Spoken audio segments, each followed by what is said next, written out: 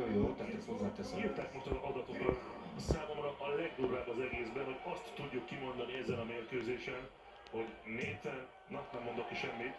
180! Mindjárt elmondom. Az alapon megvan, tripla húzban van, ezt kéne elsőnyire is. Hoppá.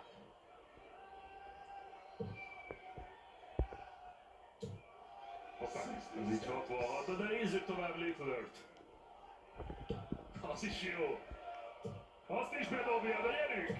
180! Jaj! Hoppá, hoppá, hoppá, hoppá. 125. 6-nál tartunk. Most már van! Az is megvan! Bedobja! Bedobja! Ott a kiadját, oda 9-es! Azonnal! Szolikám, itt van klubból! Az utolsó 9 éves, a 16 évesen, mert holnap után 21 éves lesz! Micsoda! Gratulálok még! Hát én gratulálok neked! Jaj, Lillard! Zoli! Na!